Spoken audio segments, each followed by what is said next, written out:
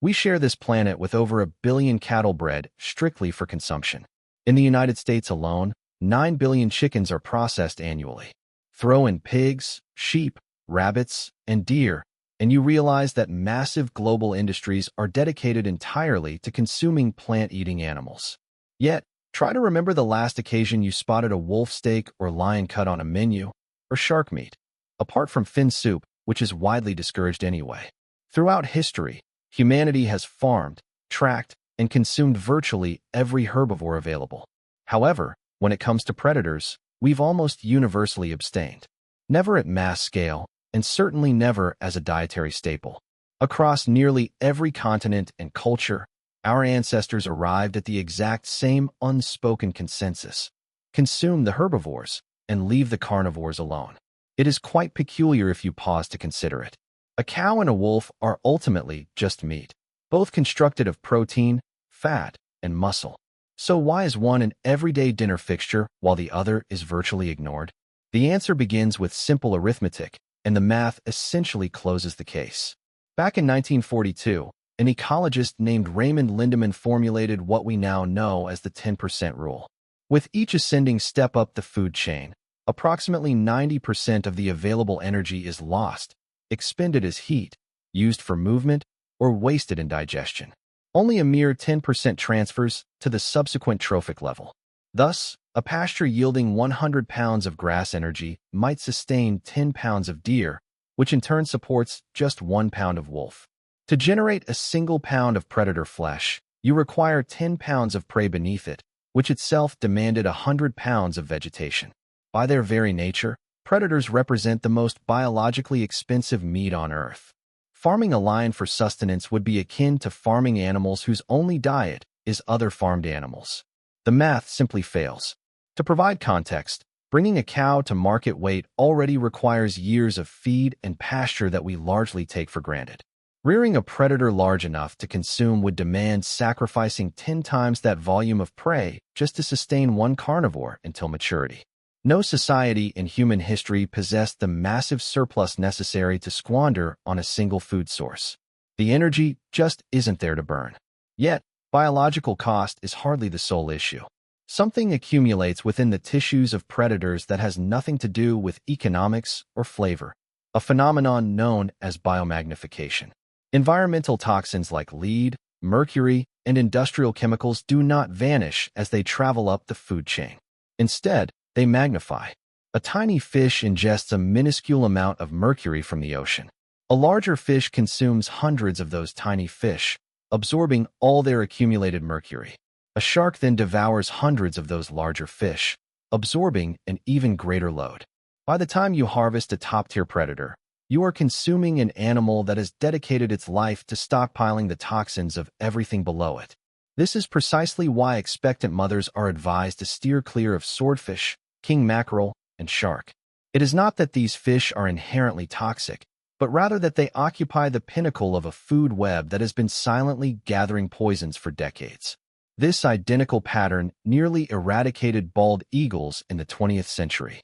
The agricultural pesticide DDT ran into waterways, was absorbed by aquatic algae, concentrated within fish, and ultimately concentrated further in the eagles hunting them. By the 1960s, apex predators harbored DDT levels so severe that their eggshells thinned to the point of collapsing under the mother's own weight. In the lower 48 states, bald eagle numbers plummeted below 1,000 nesting pairs before DDT was outlawed in 1972. That is the reality of spending a lifetime at the top of the food chain, whether the culprit is mercury, lead, or a chemical spray used decades prior. And this peril is far from a recent discovery. Early Arctic explorers discovered it in the most brutal way possible. Native sled dogs have instinctively avoided polar bear liver for generations, but early 20th century expedition teams missed the memo. During Douglas Mawson's 1911 Antarctic trek, starving men consumed husky liver out of sheer desperation and soon suffered from agonizing headaches, peeling skin, and total organ failure. The culprit was later determined to be hypervitaminosis A, severe vitamin A toxicity. The livers of huskies and polar bears hoard vitamin A in such extreme densities that a single portion can prove fatal to humans. Indigenous communities of the Arctic had known to avoid this meat for hundreds of years. Modern science simply figured out the mechanism.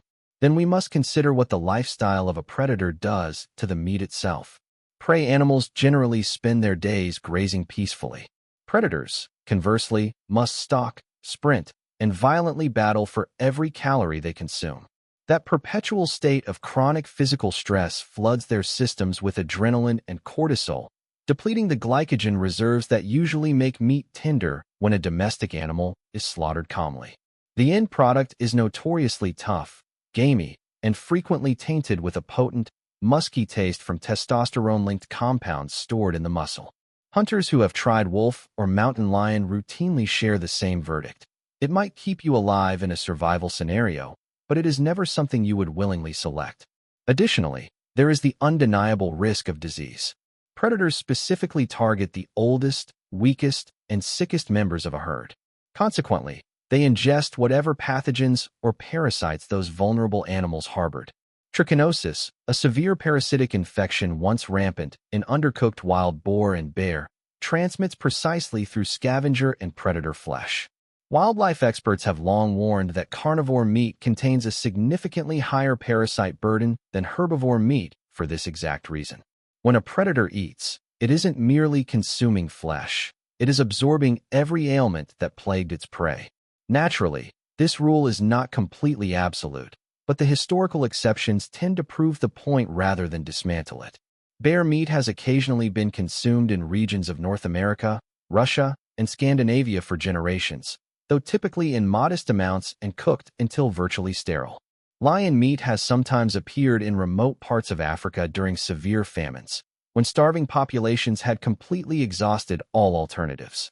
In almost every documented instance, mankind only resorted to predator meat when all safer, more economical, plant-eating options had vanished.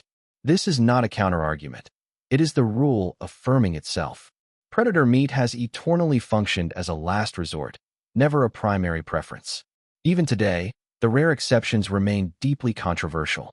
While South Africa maintains a legal lion farming sector, it operates almost exclusively to supply lion bones to traditional medicine markets abroad, not to provide meat for consumption. Conservationists have heavily criticized the industry for decades, and it stands as one of the very few modern attempts to farm predators commercially. The fact that this industry is small, highly contentious, and focused on bones rather than meat only underscores how steadfastly humanity has avoided this path. Eventually, human culture caught up to biology and codified the rule into law.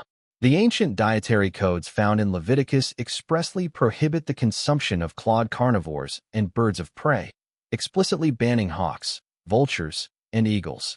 Islamic dietary traditions echo this exact boundary, forbidding the consumption of beasts that hunt with talons or fangs. Across entirely disconnected cultures, from the Arabian Peninsula to ancient Israel to the indigenous tribes of North America, this identical line was drawn independently. Consume the grazers, spare the hunters. Some anthropologists argue this was not merely a matter of food safety. Predators were frequently feared, deeply respected, and occasionally worshipped. One does not simply consume the creature that forms the center of their religion. You do not feast upon the beast whose likeness guards your temple entrances or whose skull adorns the chief's headdress. Across countless unrelated societies, the bear, the eagle, the wolf, and the lion consistently emerged as emblems of divinity, kingship, and raw power. It is understandably difficult to turn a recognized deity into a dinner course. Ultimately, the explanation is not a single factor. It is the inescapable weight of biology, layered upon chemistry, layered upon human culture, all pointing to the exact same conclusion. Predator meat demands too much raw energy to generate. It harbors too many concentrated toxins. It breaks down poorly, tastes inferior, and carries a much higher risk of disease.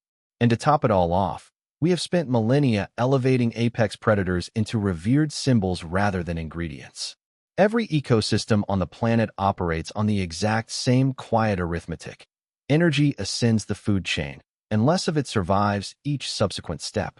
Humanity did not invent the principle that predators are off the menu. We simply observe the math playing out in every corner of the earth and designed our plates accordingly. The wolf was never destined for the dinner table. Nature's math settled that debate a very long time ago.